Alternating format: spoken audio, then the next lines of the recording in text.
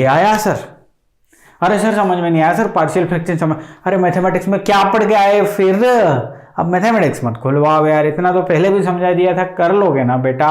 ये पोल ने भी मिलके देखो, जब ये 1/2 ये अपन ने बाइफर्केट किया तो ये 1/2 वैल्यू जो यहां आई थी, इसमें कौन कौन शामिल था? ये पोल भी शामिल था, ये और ये भी शामिल थे, सब शामिल थे। टाइम रिस्पॉन्स इसके लिए कैसे डिफाइंड है? सिस्टम के लिए, सिर्फ और सिस्टम के लिए। अब ये तो डिके फंक्शन है, इंक्रीजिंग फंक्शन है नहीं, तो डिके फंक्शन के लिए डिके वाला करना पड़ेगा।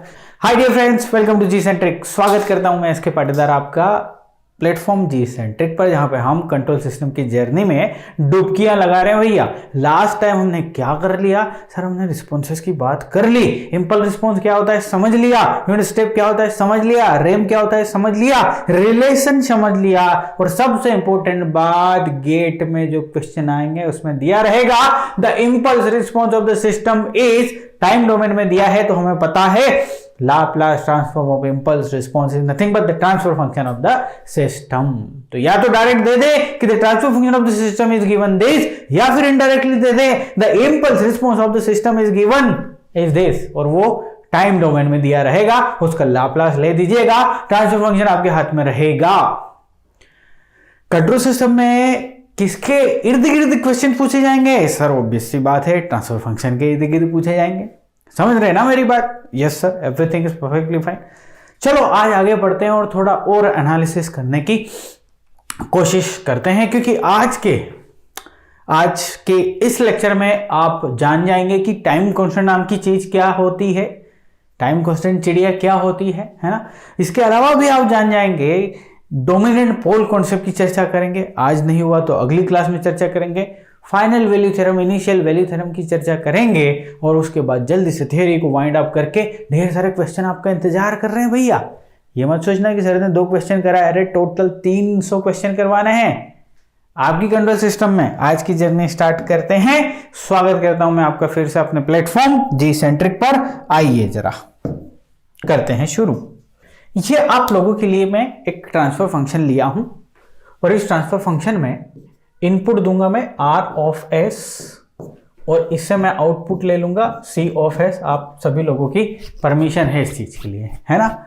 अच्छा बेटा, अब आप में से बहुत सारे, एक्चुअली क्या है कि इतने टाइम से चीज़ों को पढ़ा रहे हैं, बहुत सारे स्टूडेंट्स को एनकाउंटर कर रहे हैं, तो इतनी छोटी छोटी सिली चीज़ें भी आपके दिमाग में आ सकती है। आप सोच सकते हैं कि sir this is the transfer function of the system, but ये तो ओपन लूप ट्रांसफर फंक्शन है ना बेटा, ये overall close loop transfer function है, यूनिट फीडबैक भी है, उस सिस्टम को सिंगल ब्लॉक से रिप्रेजेंट कर दिया। ये किसी भी सिस्टम का क्लोज लूप ट्रांसफर फंक्शन है, ध्यान रखिएगा, है ना। इसके अंदर, इस सिस्टम के अंदर हमने फीडबैक लगाया हुआ है, और फीडबैक लगाने के बाद जो final close loop transfer function आया है ना, वो इस ब्लॉक में लिख दिया, दैट्स इट। अब कहानी सिर्फ सिंपल है, इनपुट का इससे मल्टीप्लाई कीजिए and you will get the output. ठीक है, आइए सर मान लो इनपुट पे मैं आपको यूनिट स्टेप दे दिया, यूनिट मतलब उसका मैग्नीट्यूड 1 है। यूनिट स्टेप में यदि मैग्नीट्यूड बढ़ाना चाहें हम 2 कर दें, 3 कर दें, 4 कर दें, वो आपकी मर्जी है। ठीक है साहब, यूनिट स्टेप दिया तो मैं आपको पूछ सकता हूं क्या कि रिस्पॉन्स आपको क्या मिलेगा? आप सभी लोग बोलोगे कि सर जो भी रिस्पॉन्स मिलेगा ना, उसको हम क्या बोलेंगे भैया? Step response. क्या सी ऑफ एस को स्टेप रिस्पॉन्स बोलते हैं? नहीं नहीं नहीं नहीं नहीं, सी ऑफ टी को बोलते हैं स्टेप रिस्पॉन्स। अभी तक तो यही सीखा है सर हमने। बात बन गई। अच्छा, सी ऑफ टी फाइंड करके लेके आ सकते हैं क्या? बिल्कुल लेके आ सकते हैं। सर क्या करने वाले हो ये समझा कि आपको कुछ और आपके दिमाग के ढक्कन खोलना चाहता हूं मैं। सर सी ऑफ एस जो है आपने सिखाया है फॉर दिस पर्टिकुलर कहानी 1/s multiply with s + 1 divide by s + 2। किसी को कोई भी दिक्कत नहीं होगी इसमें, है ना? अच्छा, पार्शियल फ्रैक्शन से इसको थोड़ा सा तोड़ लेते हैं, उसके बाद इनवर्स ले लेंगे तो सी ऑफ टी मिल जाएगा राजा। चलो आ जाओ जरा, सी ऑफ एस पार्शियल फ्रैक्शन पता है, something divide by S, something divide by S + 2। Now partial fraction करिए बेटा। ओके सर, एस की जगह रखेंगे 0 इस एंटायर कहानी में, और इसको छिपा देंगे। सो 0 + 1 1, 0 + 2 2, सो 1/2। यहां से कितना आ रहा बेटा? 1/2 लिख दिया मैंने। Okay, let's come to the s plus 2 is equal to 0, s equal to -2 इसमें पुट कीजिए, इसको छिपा दीजिए, -2 यहां पुट करेंगे, -2 + 1 -1 divide by -2, so this is nothing but +1/2। ये आया सर। अरे सर समझ में नहीं आया सर, पार्शियल फ्रैक्शन समझ, अरे मैथमेटिक्स में क्या पढ़ के आए फिर? अब मैथमेटिक्स मत खुलवाओ यार, इतना तो पहले भी समझा दिया था, कर लोगे ना बेटा? हाँ ओके चलिए सर, ये आपने तोड़ दिया, अब चुटकी बजा के सर इसका हम लाप्लास लेके आ सकते हैं, आपने सिखा दिया। ओ हो, वही तो मैं चाहता हूं बेटा कि आप चुटकी बजाओ और इसका आंसर लेके आओ। गेट में तो एकदम क्विक तरीके से एग्जीक्यूट करना पड़ेगा ना खुद को, ऐसा थोड़ी ना चीजें आई आराम आराम से कर रहे, इतने में तो टाइम निकल जाएगा बेटा। सो gate is the examination of time also. Time को मैनेज कैसे करना है बहुत ही इंपॉर्टेंट है, ध्यान रखना इस बात को, ठीक है। चलिए ILT लेते हैं, तो जैसे ही ILT लोगे सर हमें C of t मिलेगा। थोड़ा सा ऊपर कर लू ना, झुकने की क्या जरूरत है। चलो तो C of t सर जो होगा दैट इज 1/2, 1/s का क्या होता है sir? U of t। Okay 1/2 इसका क्या होगा बेटा, जल्दी से बोलो। अच्छा कुछ गलती तो नहीं करी मैंने?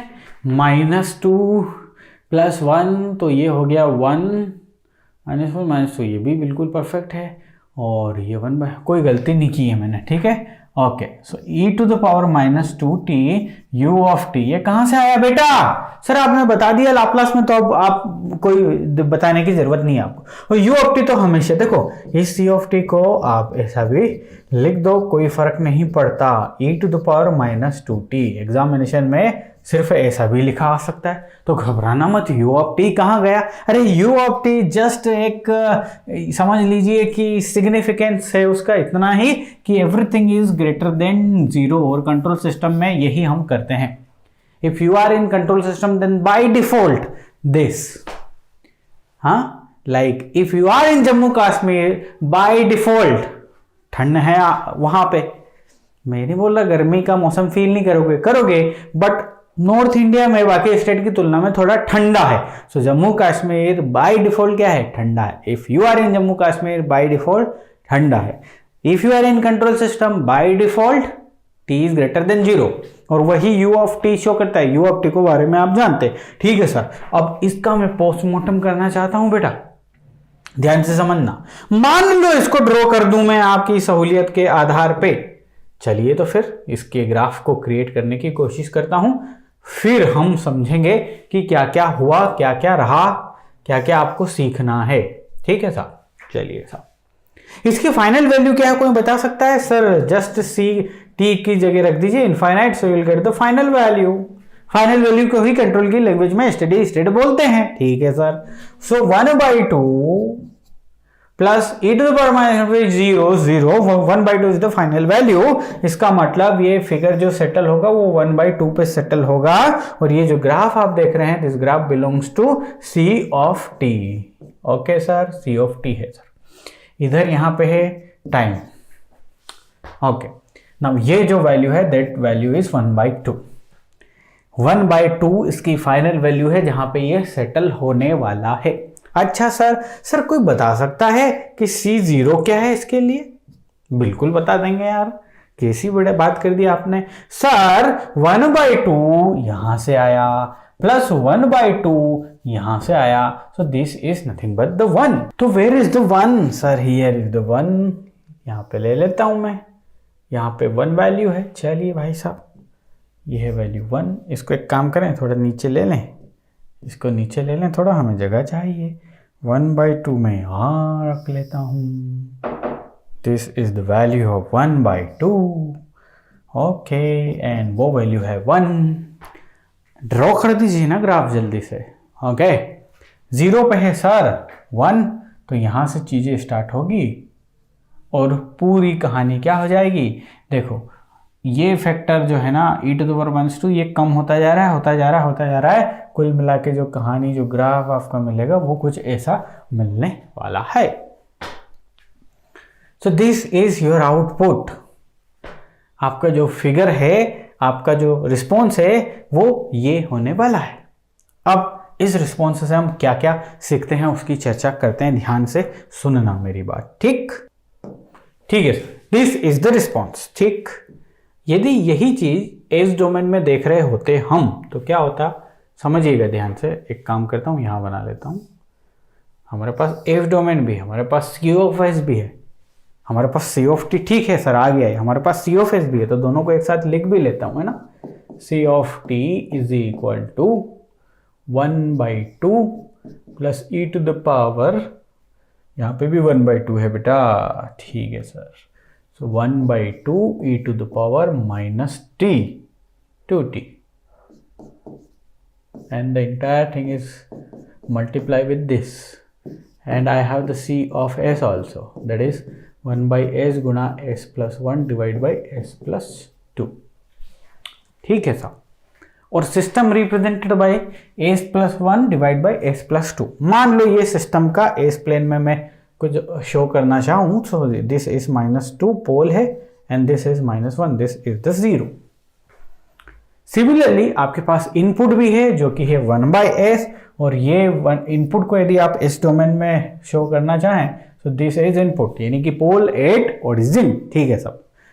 अच्छा, आउटपुट भी हमारे पास, आउटपुट क्या है, this c of s. C of s में ये भी एक पोल यहां भी आ जाएगा, ये भी है, ये भी है। ठीक है, अब जरा ध्यान से देखना, है ना। आपके इस सिस्टम में जिसमें आपने लिखा है this c of T is equal to इतना, इसमें एक बहुत ही बढ़िया कहानी है, ध्यान से सुनिएगा। और उस कहानी के बारे में हम लास्ट टाइम डिस्कशन भी कर चुके। This is the response, sir ये 1 से चला और इस पर्टिकुलर पॉइंट तक ये अपने आप को ट्रांजिएंट स्टेट में रखना है। हमने देखा था ना कि this is nothing but the transient part, जहां वो खुद को वेरी करता रहे। This is nothing but the transient part या ट्रांजिएंट रिस्पॉन्स। और जैसे ही वो सेटल डाउन हो जाए, मतलब उसकी वैल्यू जो है वो कांस्टेंट हो जाए, this is the constant value ना, उसको हमने क्या बोला था बेटा, स्टेडी स्टेट रिस्पॉन्स। ठीक है, और स्टेडी स्टेट रिस्पॉन्स मतलब कांस्टेंट पार्ट है सर, और ये जो है ये वेरिंग है सर। रिस्पॉन्स में ये दो चीजें हमेशा मिलेगी, कुछ पार्ट वेरी करेगा और कुछ कांस्टेंट हो जाएगा, दोनों को मिला के फाइनल आउटपुट लिखेंगे सर। बिल्कुल सत्य बात कह रहे हो। अब आप देखो इस फिगर में, इस पर्टिकुलर इक्वेशन में देखो, कुछ पार्ट कांस्टेंट है और कुछ वेरिएबल सा है। कांस्टेंट वाला पार्ट कौन सा है, ये 1/2, this is the constant part. इस कांस्टेंट पार्ट को ही हम ट्रांजिएंट रिस्पॉन्स बोलेंगे। और जो वेरी कर रहा है, दिस इज, समय के साथ ये वेरी कर रहा है कि नहीं, टी की जितनी वैल्यू रखोगे खुद को वेरी करोगे, ये जो रिस्पॉन्स है, ओ सॉरी ये है ट्रांजिएंट रिस्पॉन्स और ये है steady state response. This is nothing but the steady state response. Steady state response, हाँ सर। आउटपुट जो है वो कंसिस्ट हुआ है किससे, इससे प्लस इससे, यानी कि हमें कुछ कांस्टेंट चीजें मिलेगी, कुछ वेरिएबल मिलेंगी। ओके, अब यहां ट्विस्ट आ रहा है, ध्यान से समझिएगा। ये जो कांस्टेंट पार्ट है ना बेटा, दिस कांस्टेंट पार्ट, ये किसकी वजह से मिल रहा है पता है, बिकॉज ऑफ इनपुट। कहां है इनपुट, ये 1/s, इसकी वजह से मिल रहा है ना। आपने जब इसको तोड़ के लिखा, वही मैं यहाँ पे इक्वेशन लिख रहा हूं, तो आप समझ जाओगे। ये क्या आया था, 1/s 1/2, और साथ में यहाँ आया था s + 2, ये भी 1/2 था। ये देखो, ये दो पार्ट है आपके इसमें, ये वाला कांस्टेंट पार्ट ये दे रहा है, ये वाला ये दे रहा है। तो ये जो कांस्टेंट वाला पार्ट है दिस, इसमें सिर्फ और सिर्फ पोल किसका है, इनपुट का पोल है। तो ये बिकॉज ऑफ द इनपुट, यानी कि सिस्टम को ये कांस्टेंट पार्ट देने के लिए इनपुट की परमिशन लगेगी। इनपुट जो बोलेगा उस हिसाब से ही ये कांस्टेंट पार्ट रहेगा। सब इनपुट का जो भी कहानी रहेगी, देखो इनपुट का ही पोल आ रहा है, ये इनपुट है, इनपुट का पोल आपको यहां दिखने को मिल रहा है। इनपुट का pole contribute this steady state response, मतलब कांस्टेंट रिस्पॉन्स। यानी कि आपने बोला सिस्टम को ये करने के लिए, तो इसको हम दूसरा नाम भी देते हैं, this is nothing but the forced response. और ये हम टाइम डोमेन एनालिसिस में पढ़ने वाले हैं इन डिटेल। अभी जो महत्वपूर्ण बात बतानी थी उसके लिए मैंने ये ले लिया, समझ गए ना बात। ओके, अब ये ट्रांजिएंट को देखो, ये ट्रांजिएंट रिस्पॉन्स ये रहा, ट्रांजिएंट रिस्पॉन्स को आप देखोगे, ट्रांजिएंट बिकॉज ऑफ दिस मिल रहा है ना भाई, ये टर्म जो है ये ट्रांजिएंट से ये वेरी कर रही खुद को, इसको मैंने ट्रांजिएंट बोला, और ये टर्म मिल रही है इससे, और ये जो पोल है ना भाई साहब वो है ये रहा, यानी कि आपके सिस्टम का जो पोल है S+2, इस पोल की वजह से मुझे मिल रहा है क्या, दिस ट्रांजिएंट पार्ट, समझ रहे हो, ये किसकी वजह से मिला, पोल की वजह से। So because of close loop pole, system का जो पोल है, system closed loop system poles, एक से ज्यादा हो सकते हैं तो इसलिए एक जनरलाइज तरीका मैंने लिख दिया। अब यहां से सम अप कर रहा हूं मैं, क्या बोल रहा, यदि आपका रिस्पॉन्स COT है ना, तो ये दो पार्ट से मिलकर बना है, कांस्टेंट पार्ट, वेरिएबल पार्ट, इतना ठीक। कांस्टेंट पार्ट जो है ना वो मिलेगा इनपुट की वजह से, कांस्टेंट पार्ट को लाने का जिम्मेदारी इनपुट की रहेगी, और वेरिएबल पार्ट को लाने की जिम्मेदारी सिस्टम की रहेगी, और सिस्टम के किसकी, सिस्टम के पोल की रहेगी, जीरो की नहीं, सिस्टम का पोल लेके आ रहा है। तो सर इनपुट ने क्या कंट्रीब्यूशन दिया वो समझ में आ गया, कांस्टेंट पार्ट दिया, सिस्टम के पोल ने क्या कंट्रीब्यूट किया वो भी समझ में आ गया कि वेरिएबल, ये जो वेरिएशन है जो वेरी कर रहा है खुद को, e⁻²t टर्म है ये सिस्टम के, तो सिस्टम के जीरो ने क्या किया, फिर सिस्टम के जीरो ने ही ये मैग्नीट्यूड बेटा, ये 1/2 किसने डिसाइड किया, ये 1/2 डिसाइड किया है, ये S+1 और इनपुट सब ने मिलके, ये पोल ने भी मिलके, देखो जब ये 1/2 ये अपन ने बाइफर्केट किया तो ये 1/2 वैल्यू जो यहां आई थी इसमें कौन कौन शामिल था, ये पोल भी शामिल था, ये और ये भी शामिल थे, सब शामिल थे, यानी कि मैग्नीट्यूड, ये मैग्नीट्यूड 1/2 कैसे होगा, ये जो यहां पे जो कैलकुलेट कर, इसमें सब हिस्सा ले रहे हैं, इनपुट भी हिस्सा लेगा, ये भी हिस्सा लेगा, ये भी हिस्सा लेगा, यानी कि इनपुट का पोल जिम्मेदारी, इनपुट के पोल जिम्मेदारी रख रहा है कांस्टेंट पार्ट के लिए, साथ में मैग्नीट्यूड के लिए। आउटपुट सिस्टम का जो पोल है, सिस्टम का जो पोल है वो जिम्मेदारी रख रहा है इस ट्रांजिएंट पार्ट की, और पोल जीरो इनपुट पोल ये सब जिम्मेदारी रख रहे हैं मैग्नीट्यूड की। समझ में आई ना बात आपको, इतनी नहीं समझ में आई ना, कोई बड़ी बात अभी तक नहीं बोला हूं मैं, ठीक है sir, everything is perfectly fine. Time domain analysis वाली यूनिट में ये सब पढ़ेंगे, लेकिन यहां पे क्यों मैं आपके लिए लेके आया, बिकॉज मैं कुछ कॉन्सेप्ट समझाना चाह रहा था आपको, ताकि आगे बढ़ूं तो चीजें आपके लिए बड़ी आसान रहे समझने की। सर यहां पे आप क्या समझाना चाह रहे हो, कोई बताएगा? मैं ही बताऊंगा राजा बेटा आपको। देखो, आप इस सिस्टम की इनिशियल वैल्यू जो है वो है 1, ये सिस्टम अपने आप को डिके करा और इसकी फाइनल वैल्यू क्या हो गई 1/2। समझ रहे मेरी बात? तो यहां पे बहुत इंपॉर्टेंट चीजें आ रही है निकल के, और वो ये है कि इससे समझाऊं या किसी और सिस्टम से समझाऊं, wait a minute let me check it. चलिए किसी और सिस्टम से मैं समझा देता हूं। इस एनालिसिस से इतनी बात समझ में आ गई कि किसका क्या महत्व है, पोल क्या कर रहा है और जीरो क्या कर रहा है, यहाँ पे इतनी बात समझ में आ गई। अब एक इजी ले लेता हूं, फिर यहां पे आ जाऊंगा, ध्यान से समझना जरा। आओ जरा यहां समझाने की कोशिश कर रहा हूं, और ये जो कांस्टेंट a लिया है ना, इसकी वैल्यू मैं ले लेता हूं 2 आपके लिए, और 2 यदि इसकी वैल्यू ले लिया तो कहानी क्या बन जाएगी, 2/s+2। बड़ा सिंपल सा है, आप घबराने की जरूरत नहीं है। C(s), यदि ये सिस्टम है, ये इनपुट है, और यहां पे हमें मिलेगा C(s), और C(s) की जो वैल्यू रहेगी वो रहेगी 1/s × 2/s+2। आप कर लीजिए पार्शियल फ्रैक्शन, तो आपके पास आएगा s+2, वैल्यू निकाल लीजिए। सो 2 + 2/2 इज दिस। नाउ s की वैल्यू रख दीजिए -2 जैसे रखेंगे तो 2 - 2 this is nothing but this, ये वैल्यू है। आप चाहे तो इन दोनों का मल्टीप्लाई करके देख लीजिए, आपको यही मिलने वाला है। तो अब ILT बोले तो इसका इनवर्स लाप्लास ट्रांसफॉर्म ले लीजिए, यू विल गेट C(t), तो ये हो जाएगा 1 - e⁻²t, और साथ में u ऑफ t है। ठीक है, जल्दी से ड्रॉ करने की कोशिश करिए। ठीक है, समझिए बात को। यदि आप 0 की बात करेंगे, 0 पे इसकी वैल्यू आ रही है 0। यदि आप c इनफाइनाइट पे बात करेंगे तो उसकी वैल्यू आ रही है 1। मतलब ये 0 से स्टार्ट होगा, t इक्वल टू 0 पे स्टार्ट होगा और t इक्वल टू इनफाइनाइट पे खुद को फिनिश करेगा, और जहां पे फाइनल वैल्यू है दैट इज 1 यहां पे सेटल डाउन कर जाएगा, and this is nothing but your c of t। Graph कैसा बनेगा बेटा?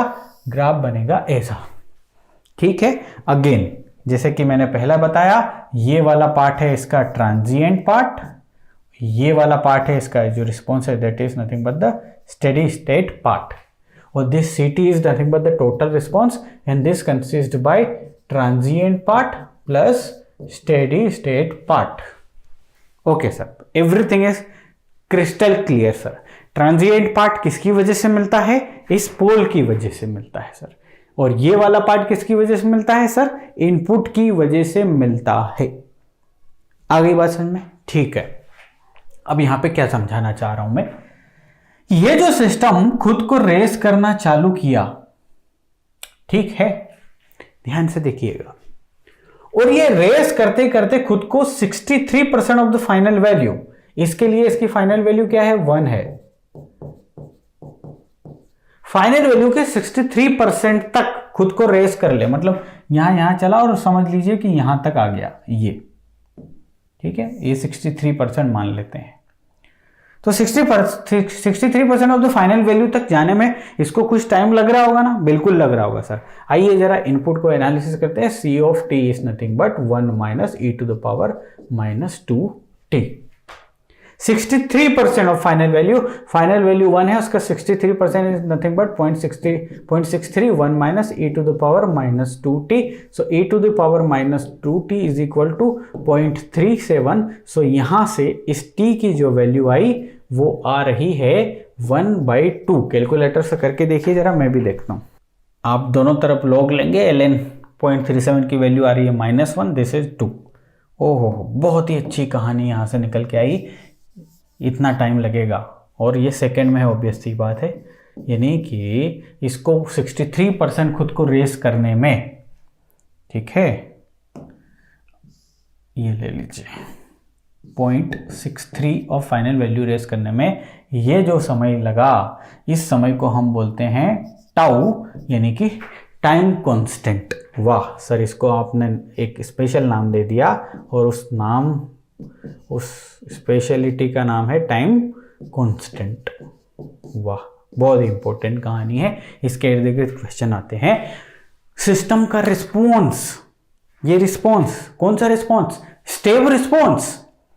किसी पर्टिकुलर सिस्टम को स्टेप इनपुट दे दीजिए तो स्टेप रिस्पॉन्स, उसका स्टेप रिस्पॉन्स खुद को फाइनल वैल्यू का 63% तक पहुंचने में जितना समय लेगा उसे टाइम कांस्टेंट कहते हैं, और इसकी वैल्यू इंटरेस्टिंगली आ रही है 1.2। इंटरेस्टिंगली इसलिए क्योंकि सर इस सिस्टम का जो पोल है एकमात्र वो है -2, और इस पोल का इनवर्स ही आ रहा है टाइम कांस्टेंट। सो टाइम कांस्टेंट डायरेक्टली हम किसी भी फंक्शन सिस्टम के लिए निकाल सकते हैं, that is magnitude of reciprocal of real value of poles. Real value of poles, sorry, real value of pole. जैसे कि यहां पे इसकी देखो, कॉम्प्लेक्स पोल भी हो सकते हैं, लेकिन कॉम्प्लेक्स पोल में भी आप रियल वैल्यू को चुनना। जैसे कि टाइम कांस्टेंट यहां हो जाएगा, मैग्नीट्यूड लेना है रियल, नेगेटिव रियल, या फिर रियल जस्ट वैल्यू उसका -2 है, और -2 वैल्यू पुट कर दीजिए। सो this is nothing but 1/2 second. यही टाइम कांस्टेंट हम कैलकुलेट करके आए हैं। तो टाइम कांस्टेंट क्या होता है वो आपकी खोपड़ी में उतर गया ना।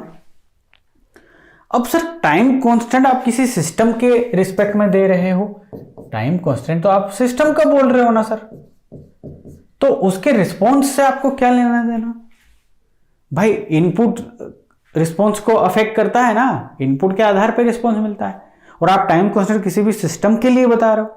तो उस सिस्टम के लिए बताते हैं ना बजाय आउटपुट के। तो एक काम करते हैं ना, इससे सिर्फ और सिर्फ सिस्टम को देख लो, और system is denoted by g of s is equal to 2 divide by s plus 2, यही है ना। तो चलिए इसके रिस्पेक्ट में भी टाइम कांस्टेंट दे सकते हैं, और वो टाइम कांस्टेंट इसके रिस्पेक्ट में भी देना है तो वो क्या होता है जरा देखिए। सबसे पहले तो इसको टाइम डोमेन में लिखिए 2 into e to power minus 2t, u of t is there, okay. Now इसके रिस्पेक्ट में टाइम कांस्टेंट ये बोलता है कि ये अपनी इनिशियल वैल्यू का, सबसे पहले इसका ग्राफ ड्रॉ कर लेते हैं, इसकी वेवफॉर्म समझिए कर लेते हैं हम, ड्रॉ लीजिए समय के साथ इसका क्या रिलेशन है। ओके, 0 पे क्या मिलेगा, z0 मिलेगा 2, z इनफाइनाइट मिलेगा कितना बेटा 0, आपको सब पता है जी। सो दिस इज वैल्यू 2 और इनफाइनाइट पे इसकी वैल्यू हो जाएगी 0। ये इसका रिस्पॉन्स है। तो ये बोलता है इसके लिए टाइम कांस्टेंट क्या बोलता है, टाइम कांस्टेंट ये बोलता है कि ये अपनी इनिशियल वैल्यू का 37% तक चला जाए, ड्रॉप कर दे। समझिएगा बात को। टाइम रिस्पॉन्स इसके लिए कैसे डिफाइंड है, सिस्टम के लिए, सिर्फ और सिस्टम के लिए। अब ये तो डिके फंक्शन है, इंक्रीजिंग फंक्शन है नहीं, तो डिके फंक्शन के लिए डिके वाला करना पड़ेगा। ये अपनी इनिशियल वैल्यू का, here is the initial value, initial value से 0.37 तक ड्रॉप कर जाए, 37% तक, यानी कि 0.37 तक ड्रॉप, यानी कि नीचे से वही 0.63 ऊपर, ऊपर से 0.37 नीचे, कहानी वही है। यदि ये रेजिंग फंक्शन होता, इंक्रीजिंग फंक्शन, तो 63% ऑफ द फाइनल वैल्यू। चूंकि ये डिक्रीजिंग फंक्शन है तो इसकी इनिशियल वैल्यू का, this is the initial value, ध्यान रखिएगा। सो इनिशियल वैल्यू का 0.37 ड्रॉप करना है, मैं बोल रहा हूं, नॉट द 2 का 0.37% नहीं लेना, ये 0.37% यहां से ड्रॉप कर जाए, ठीक है, तो उसको बोलेंगे टाइम कांस्टेंट। जैसे कि ये मैं बोला g of t is equal to 2 e to the power minus 2t, है ना, ये लिख दिया मैंने। अब इसको 0.37 तक गिराना है, इनिशियल वैल्यू का 0.37 तक गिरा दो, यानी कि कुल मिला के मतलब 0.37 तक ही लेके आना है। ऐसा नहीं करना, हाँ बिल्कुल ऐसा नहीं करना कि 2 से 0.37 नीचे।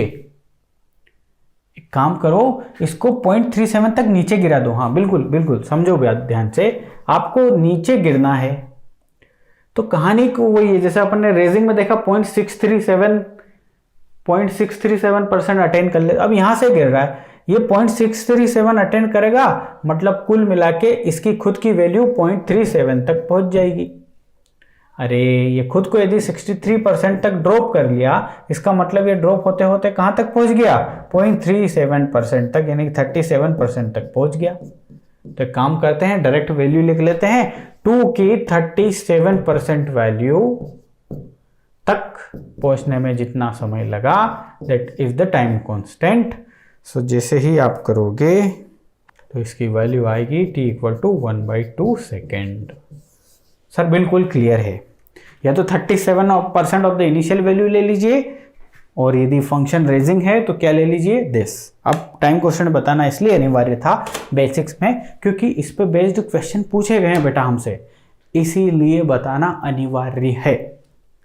क्लियर है? थोड़ा बोरिंग लगा क्या आज का लेक्चर? बोरिंग की जरूरत नहीं है, इन कॉन्सेप्ट को फिर से हम देखने वाले हैं, लेकिन बेसिक्स में जब मैं क्वेश्चन कराऊंगा वहाँ इनकी ज़रूरत लगेगी, इसलिए थोड़ा सा बताना जरूरी था। और डिटेल में डायरेक्ट भी लिखवा सकता था कि time constant is nothing but the reciprocal of the real value of the poles, मैं बिल्कुल बोल सकता था आपको, बट मेरा मन नहीं था।